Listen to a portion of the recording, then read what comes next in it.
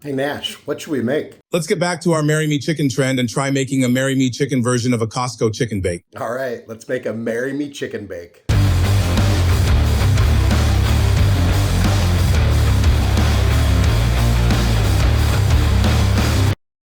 Marry Me Chicken's always been a hit. Our Marry Me Shrimp Pasta was also a hit. But hey, if any of you out there still happen to be single, let's try another one. So if Marry Me Chicken is so good, which it is, hear me out here, but maybe the person you're trying to impress loves the chicken bake from the Costco food court. What if we made a Marry Me Chicken Bake? It would be like a really fancy Hot Pocket, maybe, but more like a chicken bake. So we're gonna do like a Marry Me Chicken Bake from Costco, but with all the Marry Me stuff in there and the sauce, and it should be really good. I don't know, it came to me in a dream, what can I say? But hey, without further ado, let's go. So we're gonna start by making a Marry Me sauce that you can use for anything. In this particular manner, we're gonna use it for a rip-off Costco chicken bake. And we start with a pound of bacon, and then we just go ahead and slice this up. And if you freeze your bacon for about 15 or 20 minutes before you cut it, it'll actually cut a lot easier. Same goes for any steak you're trying to slice, or especially thin slice. Then we're gonna take some sun-dried tomatoes. We're going to separate the oil from the tomatoes, save the oil, get rid of that. And then we just go ahead and dice up your tomatoes. And then into a cold pan, we just do a touch of our tomato oil, and we put in all of our bacon, turn that up to medium, and then we just let that cook.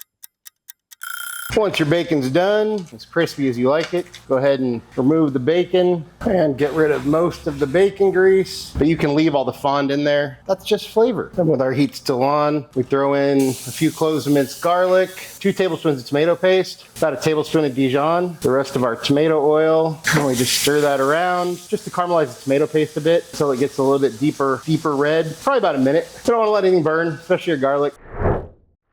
We want to add in our sun-dried tomatoes, a cup of heavy cream, 2 cups of chicken broth, a little bit of Italian seasoning, some red pepper flakes, a little bit of basil. I'm using basil paste, but fresh basil, dried basil, whatever you got should be fine. Let me get that all combined. Once that comes up to a simmer, we'll turn our heat down to low, give it another stir. And then we just let this simmer, stirring occasionally until your sauce thickens, probably about 15, 20 minutes. And while it's simmering, make sure to just scrape off anything that's stuck to the bottom. A little bit of deglazing, get that flavor out.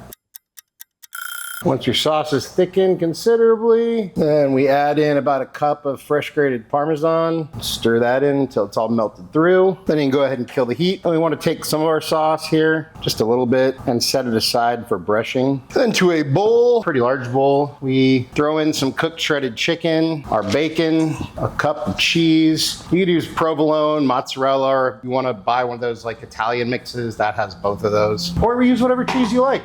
Probably will taste just fine. Then we dump our sauce in here, and we get that all combined. And we're gonna put this in the fridge, let it chill for a bit while we get our dough ready. All right, and then for our dough, we have some pizza dough. We just got the crappy stuff because we're experimenting. No need to use really good or fancy or expensive ingredients when you're experimenting, folks. Kind of why we made this white trash Wellington recipe, to practice making a beef Wellington. We just want to kind of stretch this out. Whoops, don't break it.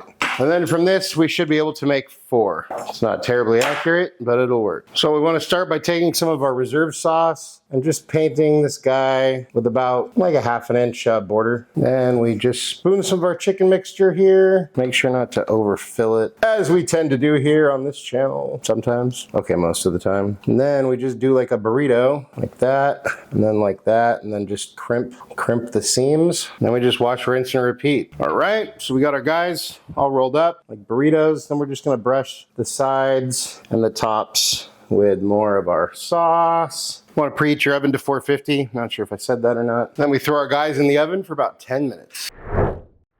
And there we go. Not quite done yet. We got one more thing to do. We'll take some grated mozzarella cheese just over the top of each of these guys. Oh, try not to spill all of it like I am. And then into the oven for about 6 to 8 more minutes until the cheese melts.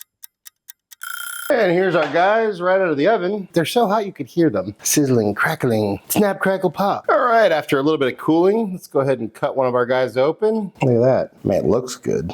But does it taste good?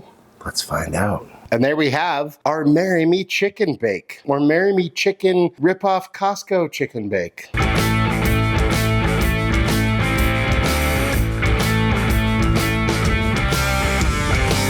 And it's time for a bite. Cheers.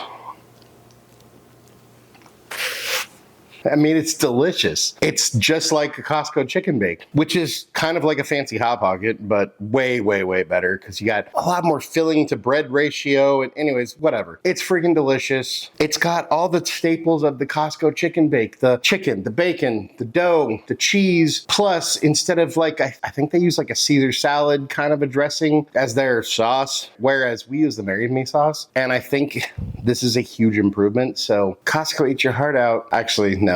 Your chicken bake is still good, but this one is better. So go try it. Like right now, out of 10. That's what I think. But hey, let's see what Nash thinks. Hey, bud, how you doing? I'm good, but I'm pretty sure those evil birds are plotting against me. Well, check it out. We got this Marry Me Chicken Bake that you wanted. Well, here you go. What do you think? Dang, that's good. You got all the delicious components of a Costco chicken bake and elevated it with the flavors of the Marry Me sauce. Anything you want to say to your fans? When I despair, I remember that all through history, the way of truth and love have always won. Nash approves, I approve. Another great fusion dish. I highly recommend making this one. Hey, thank you so much all for watching. Really appreciate it. Love you all. Go subscribe, like, share, comment, all that good stuff. And hey, if you like this video, go check out all our other fusion videos right here in this playlist. And just remember, cook more, eat better, embrace the chaos. That's it for now, folks. Until next time, be good and peace.